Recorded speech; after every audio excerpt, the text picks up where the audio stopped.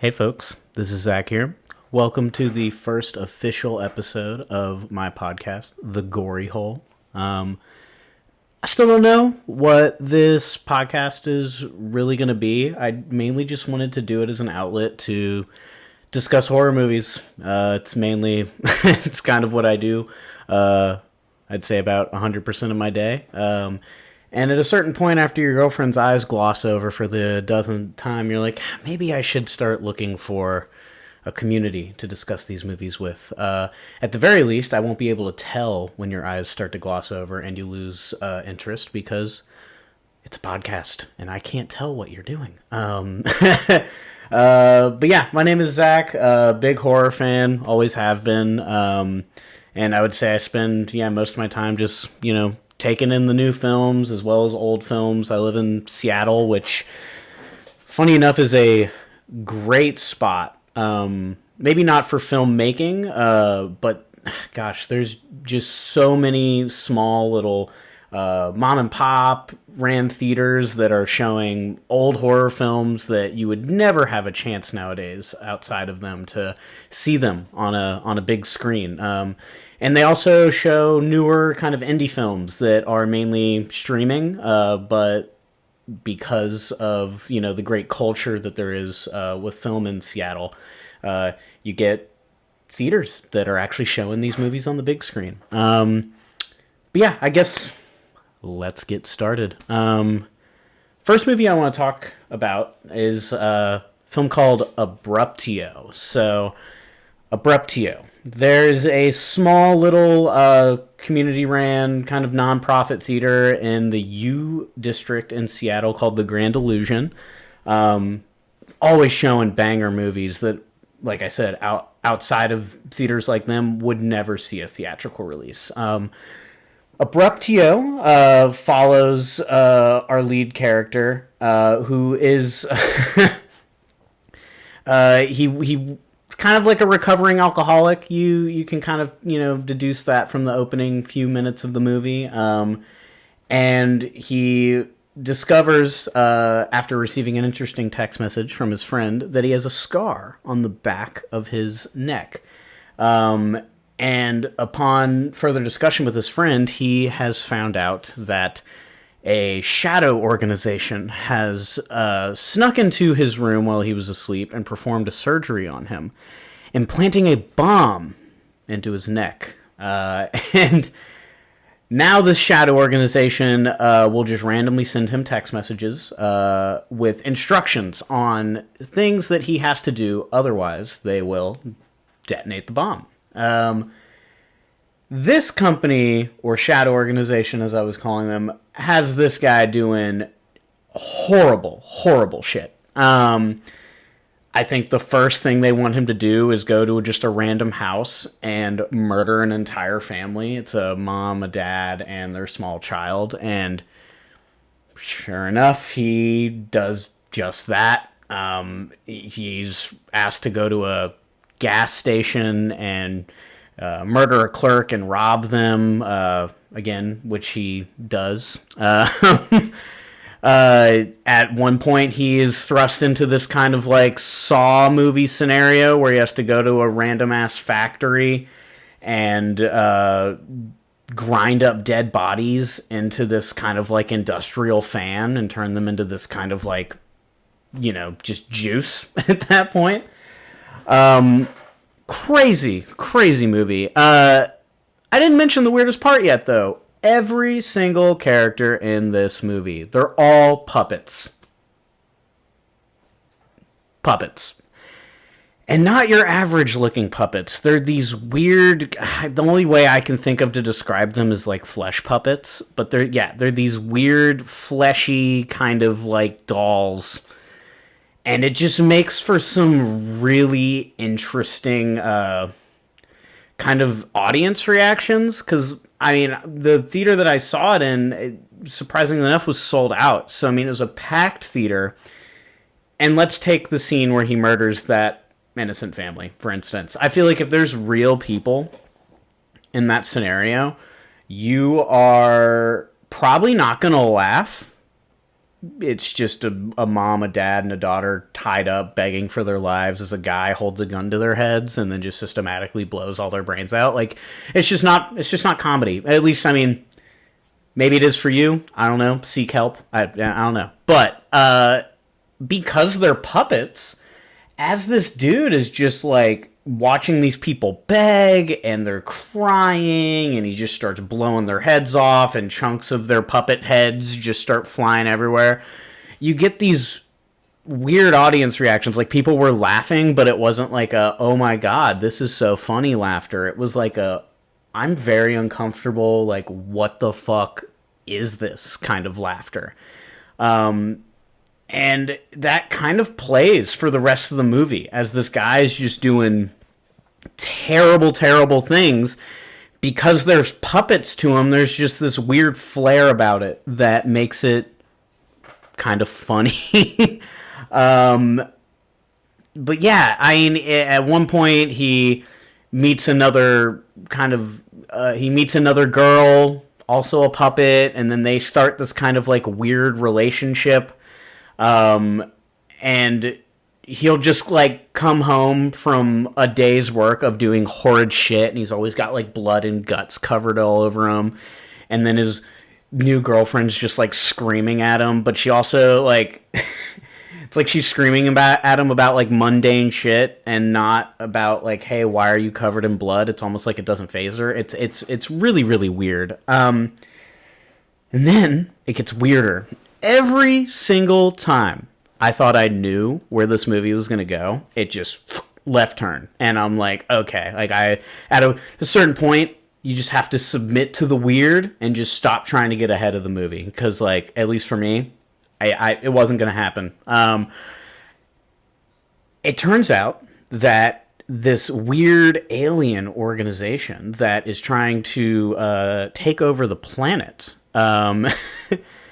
is the ones who were putting the bombs in their heads. And then so, like, as he's carrying out all these terrible things, you see kind of like in the background, like as he's watching like newscasts on the television, the whole world is just falling apart. Like, the president is being assassinated, there's riots, like everything just seems to be going to shit. And side note, all the newscasts that he's watching aren't puppets; they're cartoons. Like, it's played as if they're watching real things, because clearly, like, you know, their reactions to the news isn't like, oh my god, it's a cartoon. Like, this is real for them. But everything on the television in this movie is all like cartoons. Like, there's all these just sort of like weird creative choices that you're just like, why the fuck did they do that? But at the same time, it's like, it's incredibly unique. Like, I can't say I've seen anything like this movie before. It's got a great cast. Jordan Peele voices one of the puppets. You've got the late, great Sid Haig voicing another one of the puppets. For those of you who don't know the name Sid Haig, I mean, that's Captain Spaulding, for one, from, you know, House of a Thousand Corpses, Devil's Rejects. I mean, he's been in tons of other stuff. God, I miss that man. And it was so nice. I mean, the second I heard the voice, I was like, who is that? And then when I got out of the movie and looked it up, I was like, oh my god. Like, I didn't know we still had more performances from him in the vault, but really, really glad we did. So yeah, I don't really want to spoil the ending of Abruptio. I guess I did just kind of go into the plot in somewhat, specific detail, but there's kind of a twist, and I don't really want to, discuss that here. But if you are down to see, I guess the best way I could describe it is like Team America on acid with like tons more violence. Check out Abruptio. If you are in Seattle, Grand Illusion is showing it for another few days. Otherwise, check it out on streaming. Again with the Grand Illusion, though, because it is their All Monsters Attack kind of thing they do every year for Halloween. Starts October 1st, runs till the 31st, and they just show tons of good horror movies. They showed a David Cronenberg classic. Went and saw that the day after I saw Abruptio. A little film called Videodrome.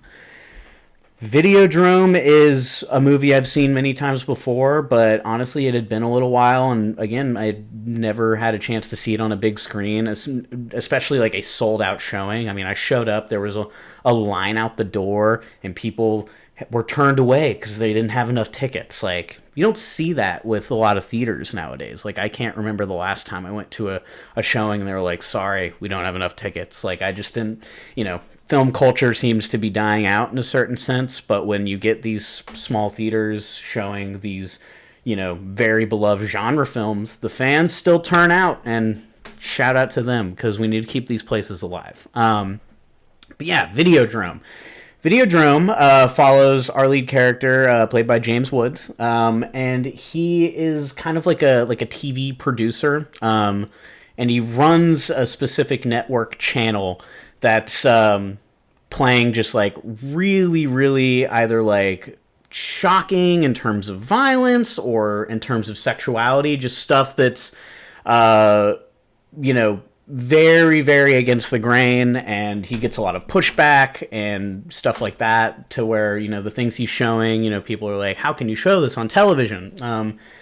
This movie came out in the 80s, by the way, and as I describe the plot to you, you're going to be like, holy shit, this movie seems like it would be more relevant today, and it definitely is. The kind of whole kind of Kickstarter for it is he has kind of this intern who is pirating kind of satellite signals, trying to find like television shows from other countries that are showing like really shocking shit that American television isn't producing. So he's trying to, stay one step ahead of the competition. What's the next gross out thing that I can show people that'll keep our ratings up, And he happens upon a television show called Videodrome. There's no plot. There's no music. It is just people tied up being tortured. And as he's watching it, he's like, oh my God, like, the acting is so good. Like, we gotta get this. Like, this is, like, no one is showing anything like this. As he starts to watch the show more, though, weird things begin to happen to this guy. Like, at one point he's watching it and his whole television begins to like pulsate and kind of start breathing like it's its own organism and like moaning. There's a sequence in it that'll have you being like, is this guy about to fuck his TV? Jury's still out on that one. Maybe he did fuck it, maybe he didn't. It's art, okay? Like, everyone's gonna take away different things from this movie.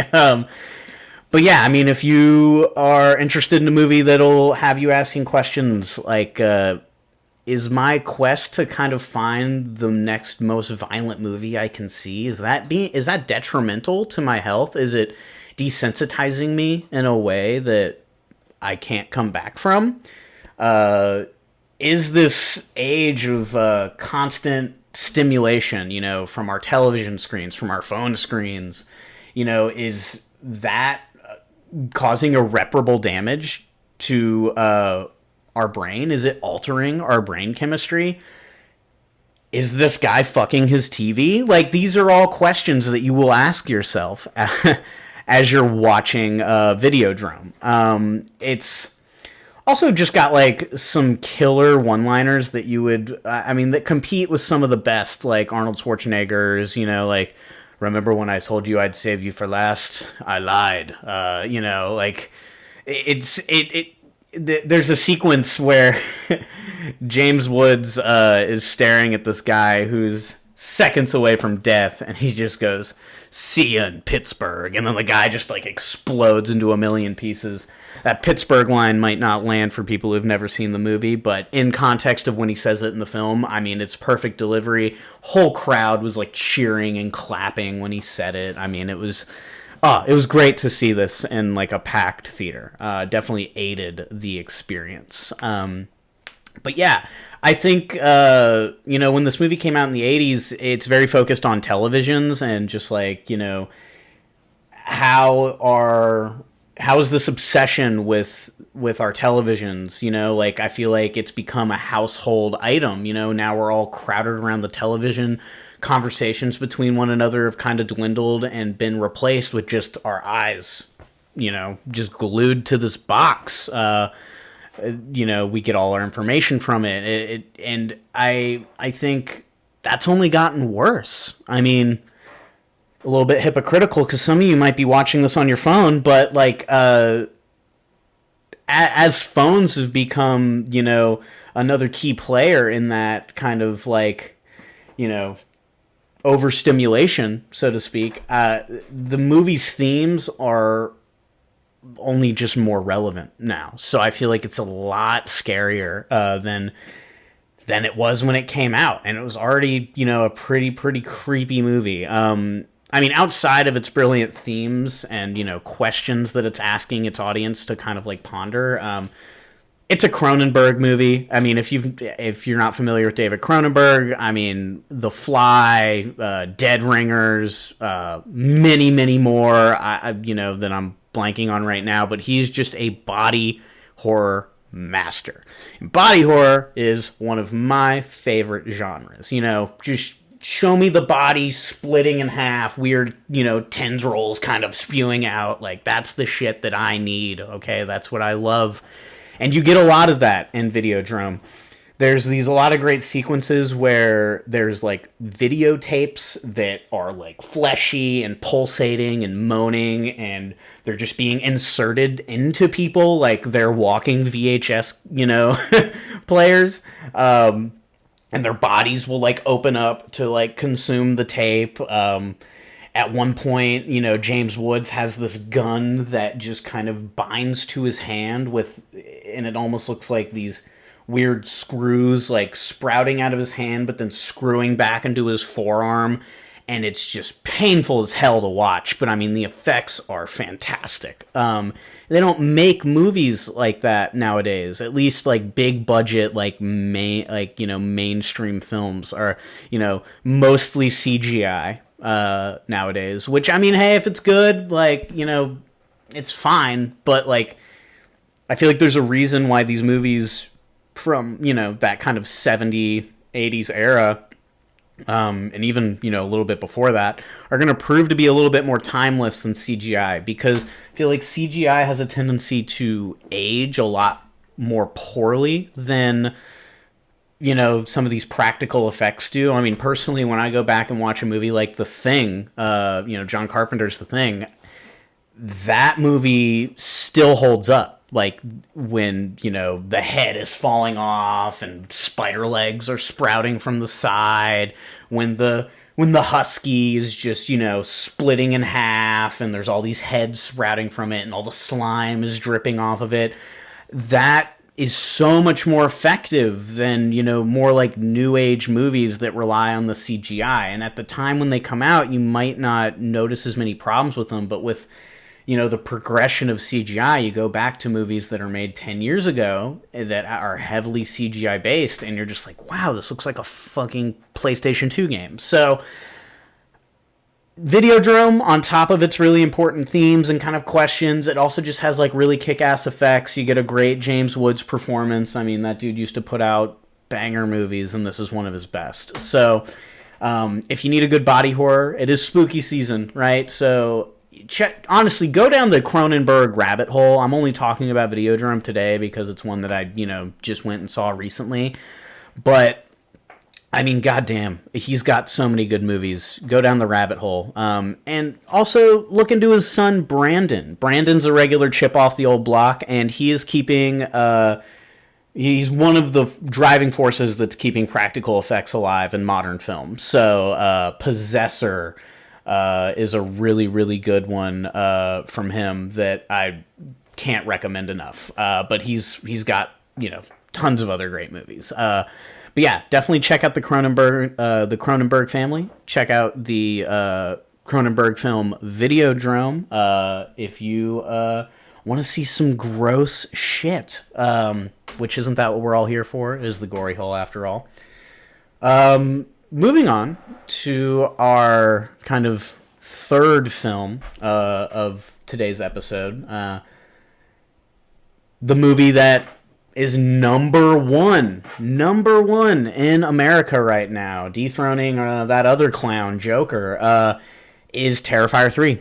I never thought a movie like this would ever be a number one film in the country. Just doesn't give that vibe. It has, a very underground kind of feel to it, and, kind of gross, dingy kind of feel to it, which I love. That's, it's what I'm here for. But I'm just really happy to see a movie like this that's made in the way it is, like we were talking about with Videodrome, the practical effects approach. Like a movie like that being number one in America is a huge achievement. I think it had like a $2 million budget. It came in just over 18 million, so a little over 9 times its budget. That's an insane accomplishment. And I mean, with Terrifier 2, they kind of set the bar pretty high, at least in terms of let's just start with the kills, right? I mean, that scene in Terrifier 2 where he's just carving that girl up in her bedroom. He kind of scalps her, slices her eye open, takes one of her arms and just rips it down in two, cuts the other arm off. He's beating her with the arm.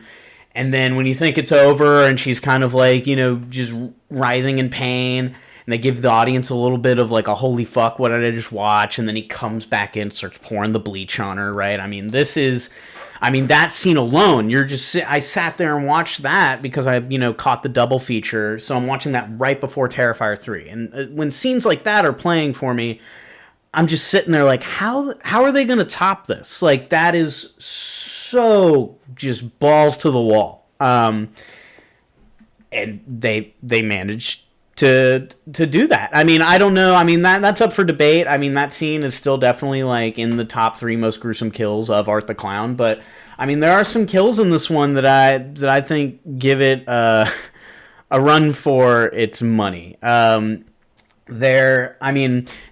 also this movie compared to Terrifier 2 just doesn't feel like it has the same room to breathe as Terrifier 2 did with its 2.5-hour runtime. There's lots of extended sequences without art where it's more world building, and you get to know Sienna and you get to know Jonathan. You get to know that wonderful mother of theirs whose name escapes me, but I just have to say that she is, one of my favorite characters from more recent horror films. I mean, I feel like she channels the energy of the mom from Nightmare on Elm Street, where she's always just got a bottle of vodka in her hands and she's just hilariously just loaded and drunk the whole time, and you're just what the fuck is going on? She's not hilariously loaded the whole time. I mean, she drinks a fair amount of wine, but she has this kind of intensity to her where she's always just screaming at the kids, even when it's stuff that isn't really that serious. And her delivery is just a little bit off to where I don't want to say the acting is bad, but it's very B-movie grindhouse acting, this isn't acting that's going to win any awards for sure. In fact, I'd say you could compare it to maybe Nicolas Cage and in The Wicker Man, she just has a lot of lines where when she talks, you're just that's your tone's just a little off here. You just seem a little too upset based on the scenario you're in. But I mean, I just can't get enough of her just constantly being just pissed at the kids in Terrifier 2. She's one of the funniest characters in that movie. I don't know if it's played for comedic relief, but it for me, it's a lot of comedic relief. Sorry for that tangent there. Back to Terrifier 3. I mean, Terrifier 3 opens, it just gets going. There's a kid, she runs into the bedroom, after, it's Christmas Eve, coming into Christmas, day, right? And she's, running, and she's like, "Mommy, I hear someone on the roof." We all know who's on the roof. It ain't fucking Santa Claus. It's Art the Clown. And, the parents in typical horror movie fashion are like, "Oh, no, it's fine." And then, the mom gets her back to bed and all this stuff. And then, kid goes back to bed, hears the sounds again. She wakes up and she runs downstairs and hides. And then here's where enter a man dressed as Santa Claus, and you only get to see his back at this point, but he's messing around under the tree with, like this little present bag, and, you see the kid's eyes just like, oh my god, he's putting presents under the tree, and he pulls out a big-ass axe, and then she's like, whoa, what the fuck is that? And then he goes upstairs. I don't know why this makes me laugh, but God, I mean, hey, I love horror movies. He goes upstairs, waltzes into her brother's room, turns on the light. You hear the brother go, I thought I said stay out of my room. And then you just hear grotesque sounds of slaughter bellowing from that kid's room. And I don't think her little brother's going to make it out of this alive. Spoiler alert, he does not. He is hacked to bits. This movie doesn't give a fuck about kids, okay? I feel like there's, some rules maybe with horror movies where it's just like there's like kind of like a cutoff, like, oh, you don't kill small kids. I mean, in the 2018 kind of like sequel to the original Halloween, also called Halloween, that scene when Michael Myers walks up to the baby, right? And when I saw that in a sold out theater, like that collective gasp, like, holy fuck, is Michael gonna kill this baby? And then he's like, just kind of keeps walking. That's the difference between Michael Myers and Art the Clown.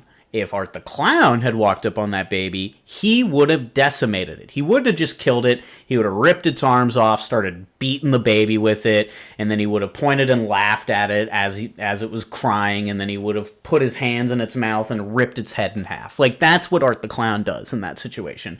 And I think that's what this movie is trying to establish, is that Art the Clown has no bounds. Like, there is no line for this character.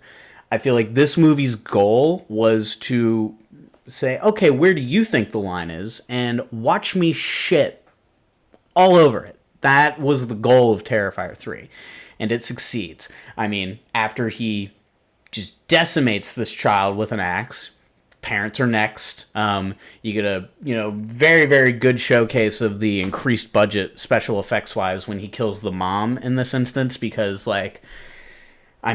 holds her arms out as he's chopping all her arms off, and then the axe to the head, and just like this movie, like the effects budget's definitely been increased. I'll put it to you that way. And it's all just like very well crafted, very well put together. It definitely, they're murdering children. It's a killer clown. It has a very just like I've said before, grindhouse kind of feel to it. But there's also, it's very well filmed. So it's not your typical low budget kind of shaky cam film. I feel like with the increased budget and popularity of this character, the quality of filmmaking is kind of increased since the first. So now you have a very well-made, gross-out film, which I feel like sometimes with gross-out films, the filming quality is maybe a little bit lower, but the kills are great, so it's fine.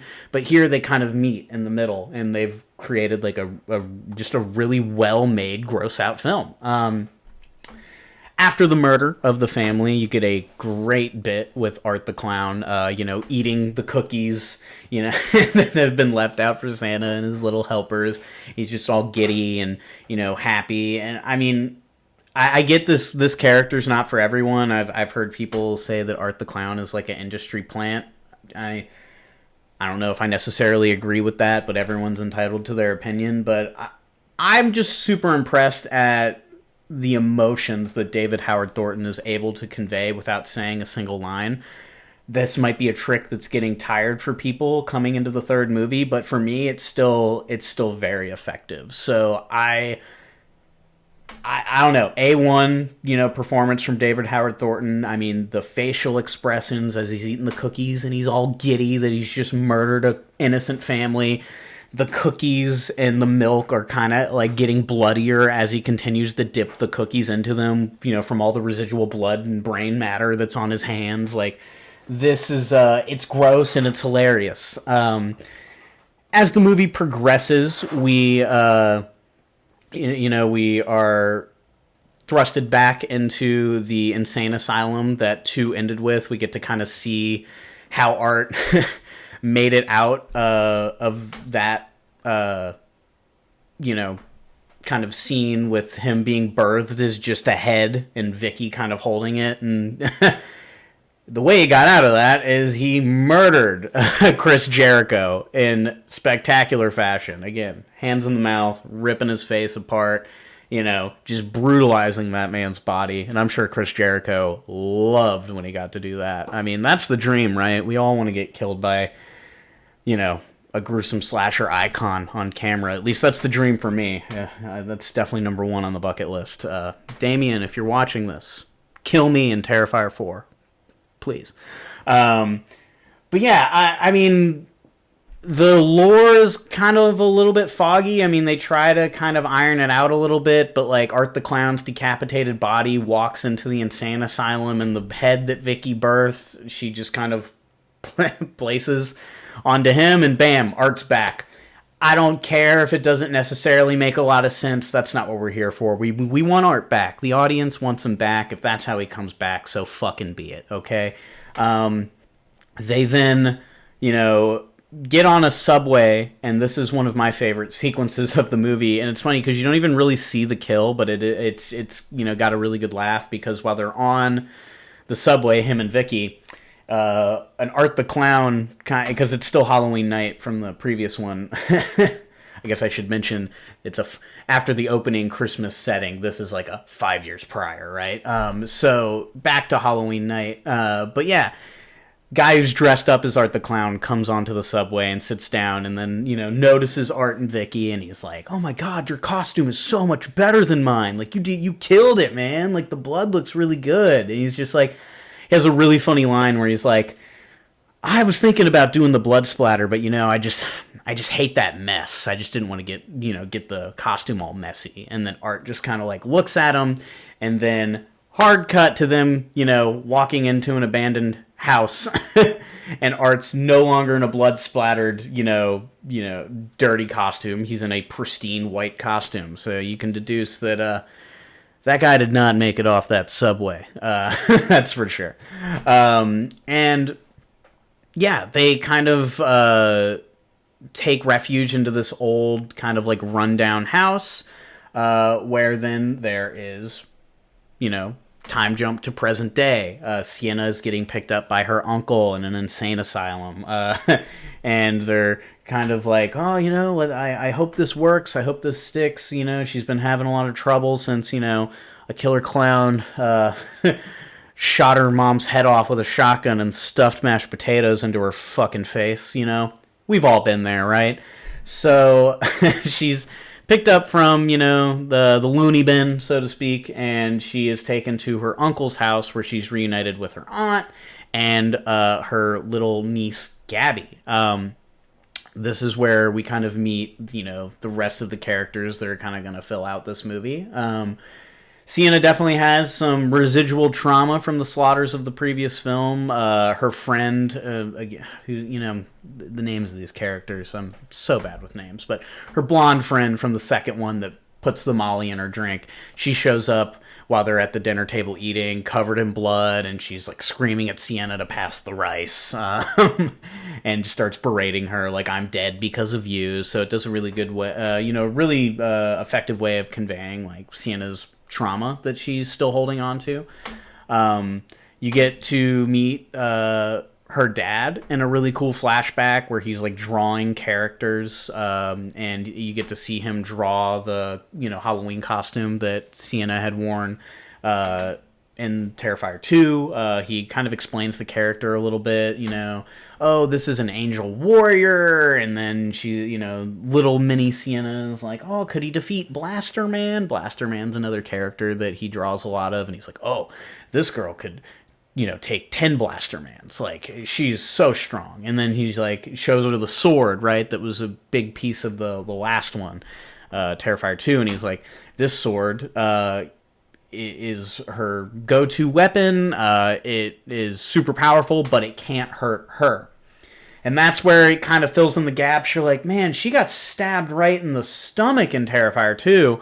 How did she ever make it out of that to even decapitate Art in the first place? And then with that little bit of knowledge, you're like, oh, so the sword can't hurt her. Cool. There's probably going to be more explanation in the fourth one. I do wish, because in Terrifier 2, they kind of are showing, like, the dad's journals and, like, his drawings and stuff like that.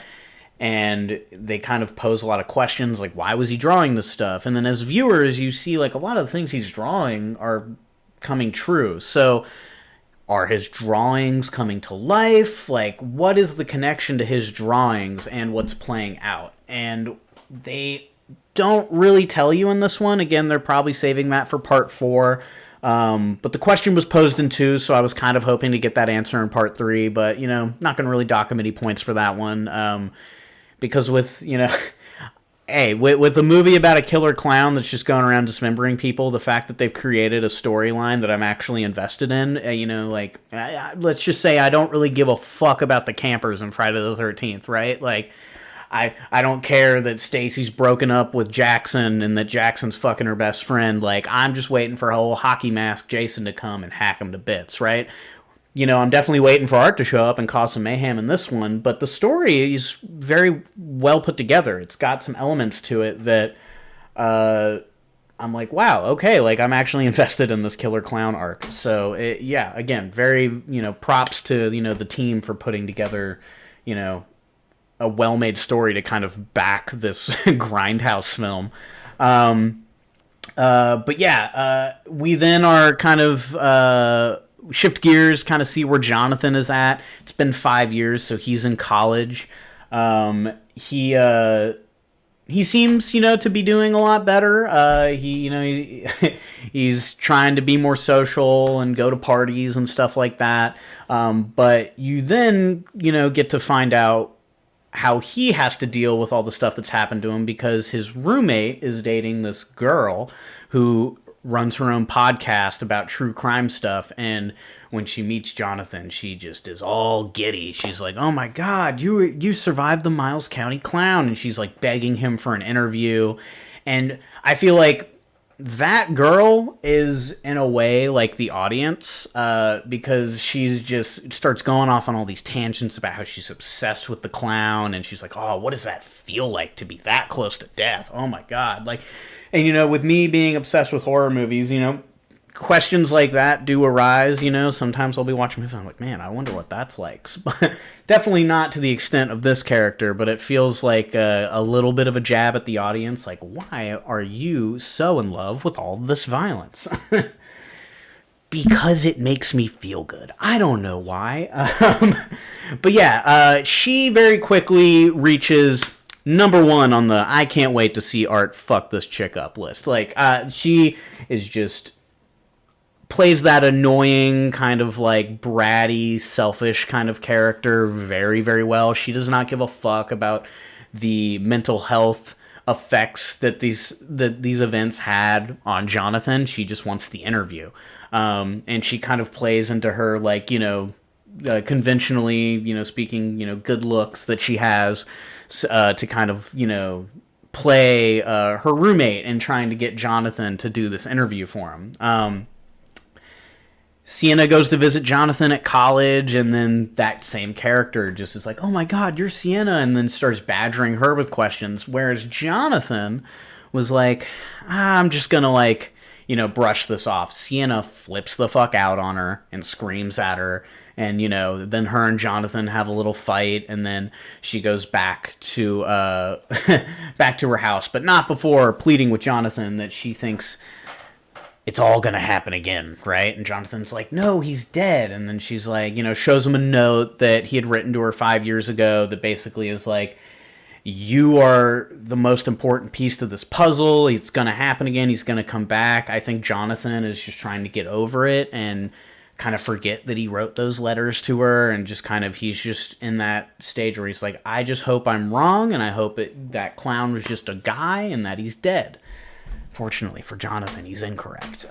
So when Sienna kind of has that discussion with Jonathan, she makes the kind of conclusion, right, that she has to go back to the Terrifier, which is, the carnival ride that you see in the second one. That's where she buried the sword, and she's going to go back and she's going to get the sword just in case the clown comes back. She'll have it because, as they've now established, that's like the only thing that's going to be able to take this clown out. This is where the movie kind of feels like it's missing parts for me. I feel like maybe Damien was reading critiques of the last one because it was a 2.5 hour long slasher. For me personally, I don't give a fuck. I loved it. Give me 2.5 hours of Art the Clown. I'm here for it. But I've showed that movie to a lot of people that are like, Jesus fucking Christ, this movie is so long. So I feel like some of those complaints maybe hit home for him because you don't see her go to the Terrifier. She kind of just comes back with mud on her hands, and she has a box that she is wrapped that she puts behind the Christmas tree. And I'm like, oh, okay, that's the sword. She's rubbing dirt from her hands because she went and dug it up. But it just felt weird that you didn't get to see her go back to the carnival. Like, it felt like that. Yeah, I feel like they had to have filmed some sequences there that were really well done. So I hope there's an unrated version or an extended director's cut that comes out where we get to see that scene. While she is doing that, though, at the Miles County Mall, Art the Clown is waltzing around. I guess, hold on, I've skipped something. How did Art get the Santa costume? Well, this is spectacular. So Art he goes into this bar, and there's a Santa Claus, and his reaction when he sees Santa Claus is so funny. He's like a little kid, like, oh my god, like, that's fucking Santa Claus, yes! Like, and he's just so excited. And there's this kind of like adorable kind of aspect that David Howard Thornton is always able to get off. I mean, I know he's like a killer clown, but again, like, his performance is just, there's so many layers to it that it's not just killer clown. He has all these comedic aspects, and they're in full force in this scene. So Art the Clown, he meets Santa Claus. The bartender's immediately like, this guy's fucking weird. But the Santa Claus is kind of drunk, and he's like, no, I like him. And he invites Art to sit on his lap. And next to Art the Clown and Santa Claus, you get a great cameo from Clint Howard. He was in Silent Night, Deadly Night Part 3, amongst lots of other movies. He's Ron Howard's brother. But he's, a horror icon. Look up Clinton Howard. He's it was great to see him pop up in this movie. So then the Santa Claus is like, let me buy him a drink. And then they buy him a drink. You get to see Art the Clown take a shot, and then I don't know if Art's never drank alcohol before or what. He spits it right in his face, and you can see kind of revolts, that's gross. So it's kind of funny that Art can't hold his liquor, but then that's when Santa's like, okay, this isn't funny anymore, and then Art starts to piss on him as he does. He's our good little piss boy. But, he pisses all over Santa's leg, and then Santa starts to freak out. The bartender's like, I told you this guy was weird. Kind of to try, jump over the bar and push him out. And then Art goes back to this little bag that he brought in, and it kind of feels like a callback to the first one when that final girl, you think she's won, and then Art just pulls out a gun and just shoots her 5 times, because he then just pulls out a fucking 9mm pistol and shoots the bartender in the face, shoots Clint Howard in the head, and then he ties up our dear old Santa. And this is there's a lot of parts in this movie that my grandfather is a very devout Christian, and there's parts in this movie that I'm like, I think this would legitimately make my grandfather's heart explode. And this is one of the sequences when they've tied up Kris Kringle to a chair, and he pulls out this liquid nitrogen canister and just starts blasting parts of his body, his arms, his legs, his feet, and just starts smashing them to bits with a hammer. And then he, blasts his face, and then just decimates this dude's fucking face. And then he's kind of looking at this bloody Christmas decoration that he's just created with his liquid nitrogen and hammer. And you see him kind of pondering, oh, it's missing something. And then he looks up and he sees the carrot from Frosty the Snowman's face hanging up in this Christmas decoration on the bar. He pulls the carrot and just shoves the carrot in the dude's like fucking where his nose once was, right? And I mean, yeah, this movie just seems intent on taking like every popular Christmas tradition and just, throwing blood, gore, and dismembered body parts all over it. So, then he puts on the Christmas outfit, Santa Claus's outfit, and that's when we get to the mall sequence, which is again, like I was saying with the opening scene where kids are not safe.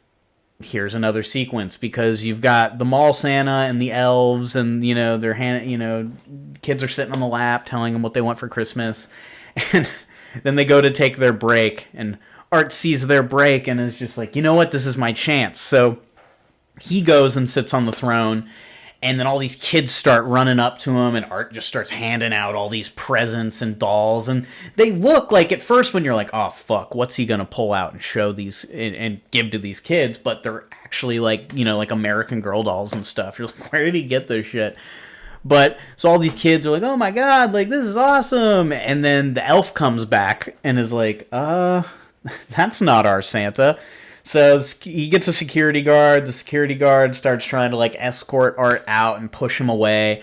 All the while, you get cuts back to the kids playing with the presents and Art's being pushed away, and you're just like, you get this kind of feeling. You're like, something's wrong with these gifts.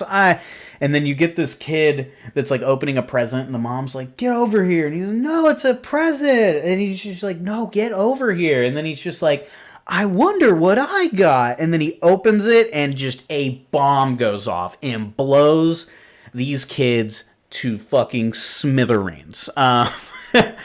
And yeah, like, huge laugh in the theater when this happened, because at a certain point, if by this part of the movie, if you haven't left yet, you're down with child murder. So it's like, that scene is definitely played very comedically. I mean, the cut from the kid saying, I wonder what I got, to when the explosion happens is just super darkly comedic. I mean, I couldn't help but just laugh my ass off. But yeah, if you were on the fence about seeing this movie and you can't deal with the kids getting it, don't go see this movie. But yeah, so in comes probably my favorite sequence, and I feel like if you were to ask people about their favorite sequences in this movie, this would probably be most people's favorite sequence. It's when Art goes to college. He goes to this kind of like dorm room party, and he's dressed as Santa Claus. He's got his little gifts, and he's wearing these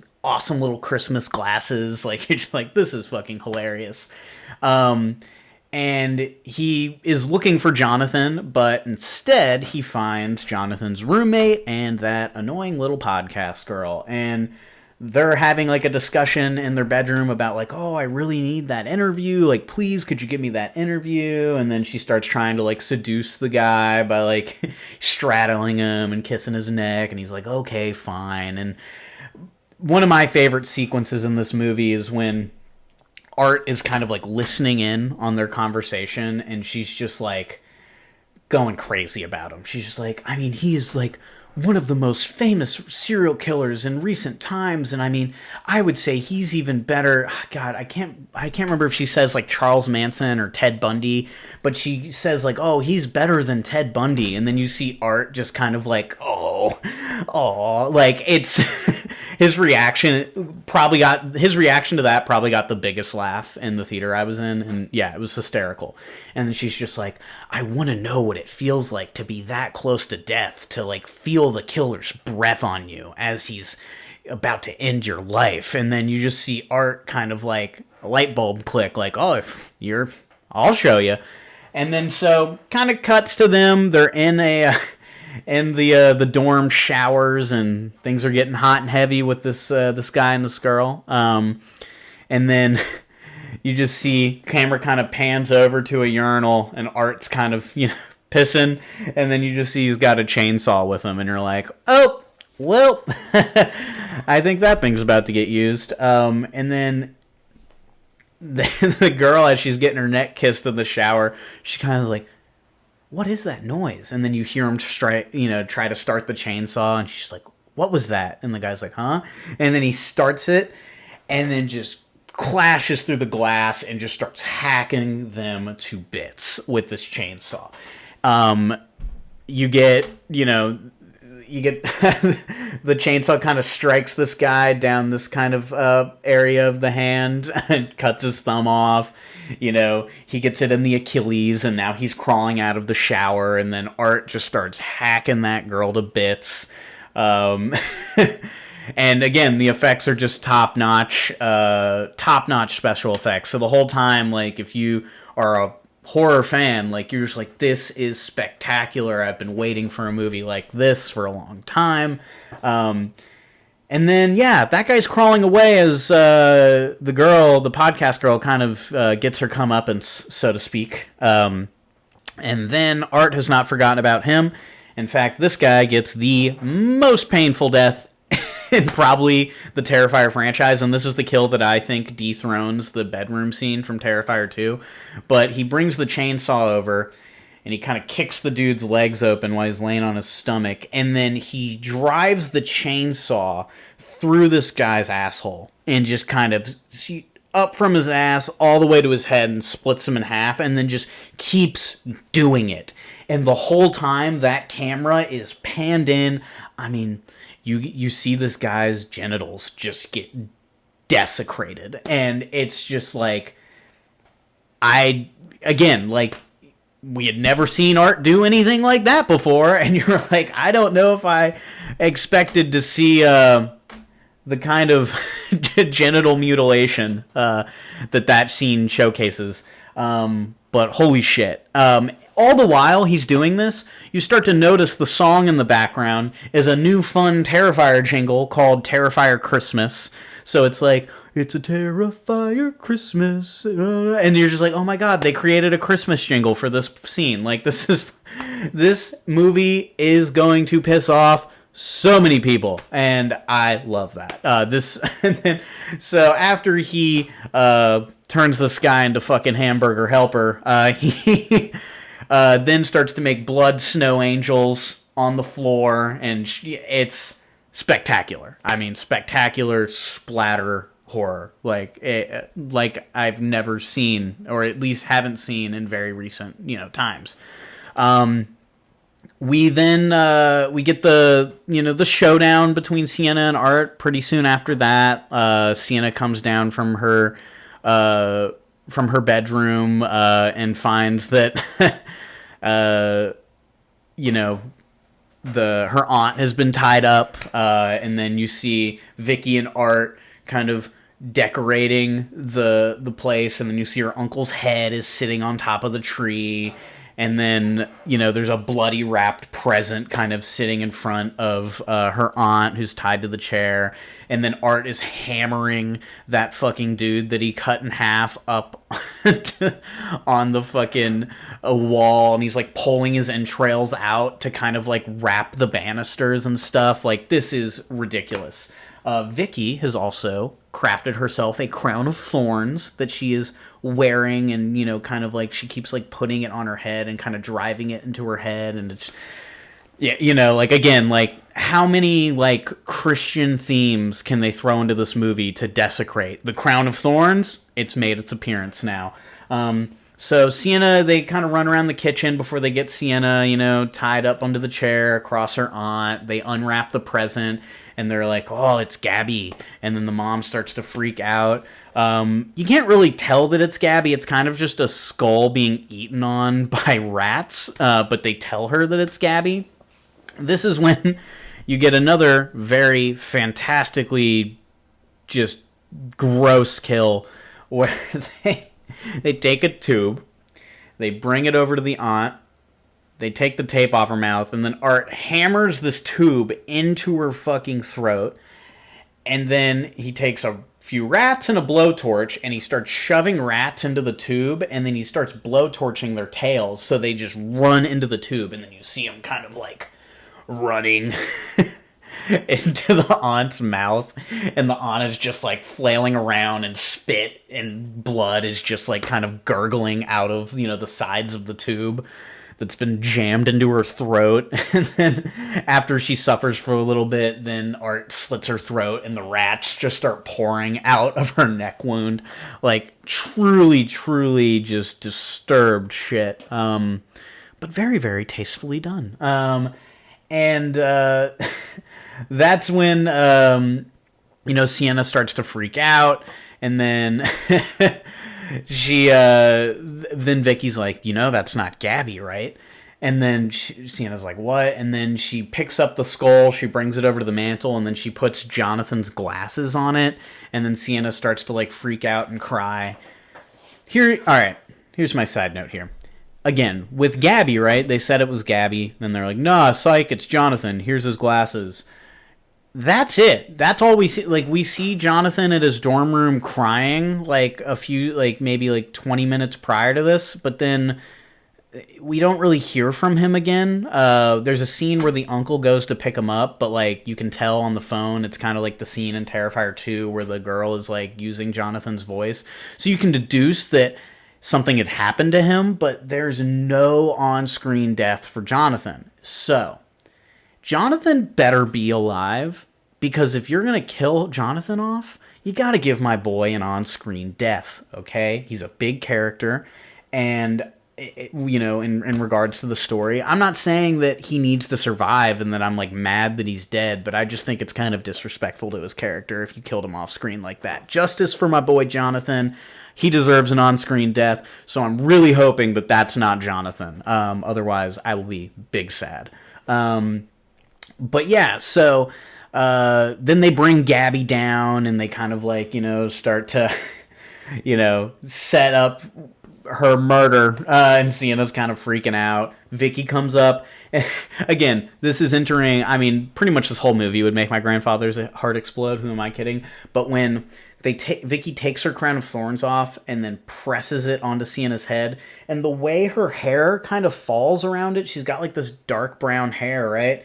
It's like, I don't know if they were going for this or if it just sort of happened, but she kind of looks like your average American church's depiction of Jesus at this point with the crown of thorns. It kind of looks like, Passion of the Christ with Jim Caviezel when he's getting, abused in that movie. Like, they put the crown of thorns on her. She's covered in blood, and then her hair's kind of over her face, and you're like, she kind of looks like Jesus here. And then they start, like, beating the shit out of her, and I'm like, oh my god, they're really going for the for the Jesus abuse scene now.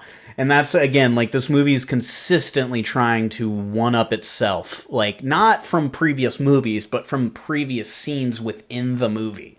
This movie just wants to keep on pushing the intensity.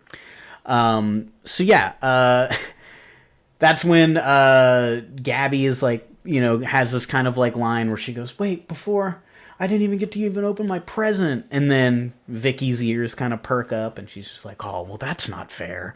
She's like, which one is it? And she's like, it's the one in the back. I just want Sienna to open it first. And she's like, okay. So she brings the present to Sienna and she's like, you want to open it? And then they smash Sienna's hands like to smithereens before she can open it. And then they undo her hands. And then it's the box that she wrapped the sword in. So, right, you're like, okay, this is the sword. This is how she gets out of it. But now that her hands are so busted up, she can hardly open the present. So you just kind of see her struggling with the wrapping paper for a little bit, which is kind of funny. But, then she pulls the sword out. She kind of, they have their kind of showdown. She fucks Vicky up, and then she stabs Art and kind of has him against the ropes. Like, you're like, oh, shit, I think she's going to kill Art. And then the whole ground kind of opens up in the living room where Gabby was standing, and then she's, like, falling into this pit, and she's, like, holding on for dear life, and then Sienna kind of has to make the choice, like, do I finish Art, or do I, like, run over and help Gabby? She makes the choice to run to help Gabby, and she, like, tries to, like, get her up, but she falls into the pit anyway. And this is kind of where I'm like, okay, what is really happening right now? Because, like, it's almost like the scene in Terrifier 2 where she, like, falls into the water and then she's back in the clown cafe. Like, it kind of feels like a hallucination, but this seems like it's played real. So I'm like, okay, this pit just opened up in their living room, and then it kind of like, I think it like seals itself back off. So then the movie kind of ends with Gabby falling into this pit. Sienna's kind of on her knees crying, and she's like, I'm gonna find you. And then you see Art has escaped. And that's the setup for Terrifier 4. All in all, I mean, I think this movie was, a great kind of natural progression that Terrifier 2 kind of established. I think the kills were top notch. I feel like the storytelling is only getting better, and I feel like it's really, really primed for a great finale with part 4. I don't know if he's planning to make this like more entries, like 5, 6, 7 plus. I feel like I read an article recently where he was saying he just wanted to do 4.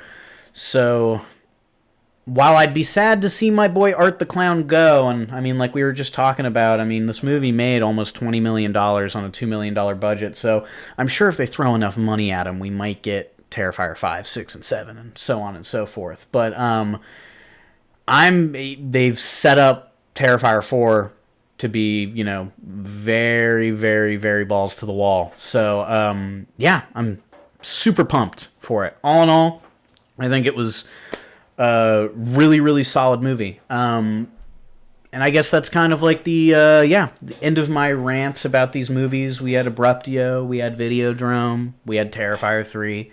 I feel like Abruptio is not going to be for everyone. Like I was saying before, it's puppets, right? And I mean, the movie's not super long, but you have to go into that movie and just commit to the weird, okay? You can't, if you're like already like, oh my god, it kind of looks low quality with the puppets. If you're saying to that to yourself already 5 minutes in, you might as well just not watch it, because it's not going to get any better.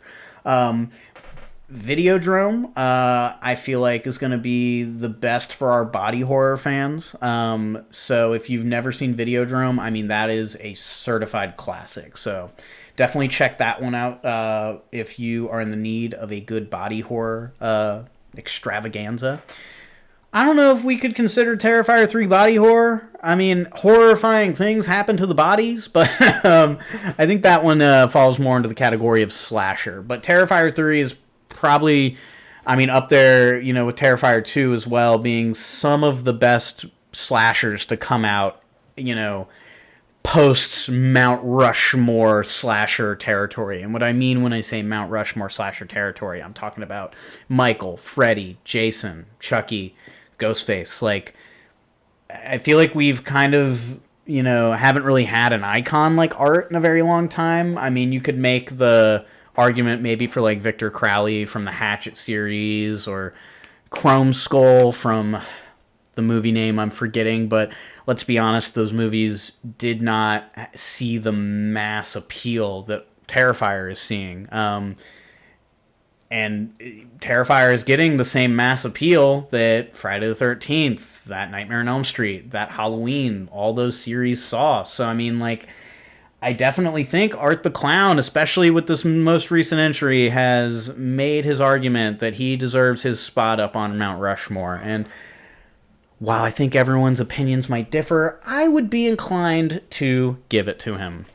I think the next thing that I'm going to do to close out the podcast, for those of you that don't know, Texas Chainsaw Massacre, that's probably my favorite horror film. It's kind of hard to see, but I have him tattooed right here on my forearm. So, big fan of Leatherface. I think that was like the first major horror film that I saw growing up. That's probably why it holds like a special place to me. But because of its 50th anniversary, I got a little something, all right? So, we're going to do a little unboxing here. This is the 50th anniversary box that Dark Sky put out. It's a little pricey, y'all. I'm not even going to lie to you. I probably would not have bought this unless I wanted content for my first episode. But yeah, it's... I think it was like $300. So I had some points with them. I got it a little cheaper than that because I, have bought stuff from them in the past. But, yeah, I don't know if I would spend that kind of money on something like this, but at the very least, I'm certainly glad I have it. Oh, yeah. Let's get this bad boy out. Ooh. Oh, yeah. The Texas Chainsaw Massacre. Bam. I mean, that is a badass box. Super, super badass box. Okay.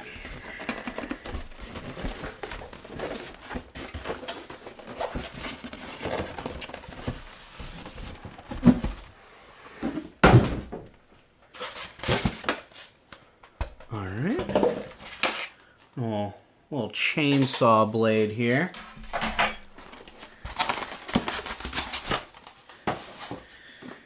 And this appears to be our chainsaw handle. I bet that just slides in like so. Look at that. We've got our little chainsaw. Oh, and it opens. Oh. I mean, you've got right up here, looks like a little 50th anniversary 4K cut of the film. Let me see if I can get this bad boy out of here. A little closer look there. Lots of nice special features. Now, I was going to say, for those of you that don't know, it's the first episode, so I mean, I'm sure no one knows this because I haven't said it. I love VHS tapes, y'all. The main reason why I purchased this was because of this right here. A VHS copy of Texas Chainsaw Massacre. I'm so excited to pop this in and watch this tonight. I think I think that might be a dated kind of way to watch movies for some people. Maybe you prefer your movies to be the best possible picture quality that you can possibly have.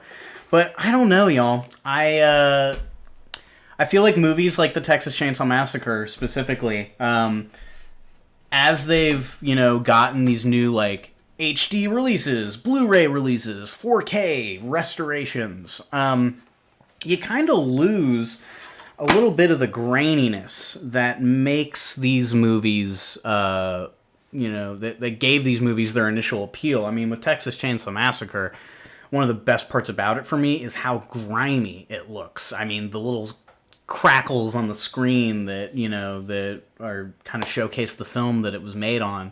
I feel like once you clean these movies up a little too much, they just, I don't know, they lose kind of a little bit of their feel for me. So I think if there's movies that you love, especially horror films, VHS is a good way to collect. There are some movies that feel like I'm watching them for the first time when I watch them on VHS. I got a copy of The Crow recently on VHS, and I mean, that movie felt so much more disgusting and grimy on VHS in a good way. I mean, it felt like it made the movie more effective. So, yeah, it's a very cheap way to collect nowadays. VHS players aren't super expensive, and then, I mean, you can find people giving tapes away sometimes for free. I've found a lot for free. But yeah, I definitely recommend, if you are a collector and you love good horror movies, try and find some VHS tapes, y'all. It's a trend I would like to see come back, because I'd like more companies to do like just new releases of stuff. Because the one downside to VHS is the tapes are prone to mold. If they weren't taken proper care of, I mean, they become unplayable, which is not what you want, right? But yeah, if you've made it this far into the episode, I really, really appreciate y'all. I'm going to be posting this on my YouTube channel and also trying to figure out a way how to just rip the audio and then maybe posting it to Spotify for those of us that are doing on the road kind of stuff, or maybe you just like to listen to your podcasts instead of watching them. It's not like I have a super awesome set anyways, so I will say outside of this unboxing that I just did, if you are listening, you haven't really missed much. But I mean, damn, that is a really cool chainsaw, right? Definitely super hyped to display this. This is really cool. So like, subscribe. I'm going to just keep watching movies and try and do these maybe on like a weekly or bi-weekly basis. I will post my email for the pod in the video description as well. So if you want to maybe send me some recommendations on movies you would like to see me review, or, just to see if I've seen them, and if I haven't, recommend them to me. I'm always down for that, because I'm always trying to see new stuff. I guess the one last thing that I will leave y'all on, also something that I'm going to put in the link in the description of the video, as well as the podcast audio. A lot of the movies that I'm able to see, either on theater or be able to rent hard copies of, I would not have the chance to do that without the wonderful film culture that's been cultivated by lots of great people in Seattle the past, like 50 years. Two places in particular, though, are in grave danger of closing. And if they close, I will die. A little piece of me will die inside. One of which I've already been talking about, the Grand Illusion. They have been at their current locations, I think, since the 70s. I think they're the only community-ran, nonprofit theater in the country, potentially the world. You can look that up and kind of tell me if I got that information wrong. But, from the people I was talking to that help run that place, I'm fairly certain it's like one of the only nonprofit community-ran cinemas. And that's why the selection of movies that are shown there is always movies you would never expect to see in the theater anymore, because it's genre fans running that theater. The building was bought by, some evil corporation. I don't know. I don't know if they're evil, but at the very least, they raised the rent on them. So that theater is going to have to try and find a new home. So they have released kind of like GoFundMe, donation campaign that I will post the link of. I don't want your money, y'all. I'm just happy that you're listening, if you are listening. If you have any spare money, I think it would be much better sent to the Grand Illusion, because they certainly need it right now. The second business is actually right down the street from the Grand Illusion in the U District of Seattle. It's a company called Scarecrow Video. Now, Scarecrow Video is just film nerd heaven. If you're listening to this and you've never been to Seattle and you are, trying to plan a trip soon or Scarecrow Video needs to be on your list of places that you must go see if you're a film fan. They have the largest film archive in the country, again, potentially the world. This place is insane. There's movies that I would never in a million years think that they would have a hard copy of, and then you'll go in and they have 4 copies from 4 different releases of it. It's kind of insane. The people there are super knowledgeable, so if you ever go in and you're like, I, love Dead Alive, what other movies should I watch? You'll get probably 15 different suggestions in the span of maybe like 30 seconds, because these people just have these films sitting in their mental all the time. They're great at curating watch parties. I'll tell you that much. But this place is just a haven, and they also are dealing with funding issues at the moment, so they're in dangers of closing. They have had their GoFundMe kind of like donation campaign up for a little bit. They have raised $600,000, in part from wonderful groups in the area that would hate to see them closed. I certainly have been bugging the shit out of them, going on a weekly basis, renting stacks of movies. And it's been great. I love that place. And I think that a huge part of Seattle's film culture would die if places like Grand Illusion and Scarecrow Video were to go out of existence. So if you have just a little extra cash on you that you can spare, definitely look those places up. Like I said, I'm going to try and put the link in the comments here, or in the description, I mean. But there are definitely some companies that could use your help right now. And I would certainly appreciate it, because it would keep my routine alive of being able to go see crazy wild movies that shouldn't be in theaters anymore, and also renting movies that I can't find anywhere else. I mean, just to talk briefly one more time about the Grand Illusion, I think this month I've seen Abruptio, I've seen Videodrome, I caught Nightmare on Elm Street there last night. I'm seeing Blade 2 on 35mm film. I'm seeing Vampire's Kiss with Nicolas Cage tonight. They're playing Hellraiser on Halloween. I'm going to see that. They also do a wonderful thing every month called the VHS Uber Alice, where they just play super weird VHS tapes. And I always catch some really weird stuff there that, I mean, again, it's prime, just like late night fucking movie theater viewing. It feels like a place that the Rocky Horror Picture Show would play weekly. While it doesn't, they always have really, really interesting stuff to show the people of Seattle. So yeah, if you are visiting soon, definitely check out Scarecrow Video and Grand Illusion. And if you are able to help them out, I would appreciate it, and I'm sure they would too.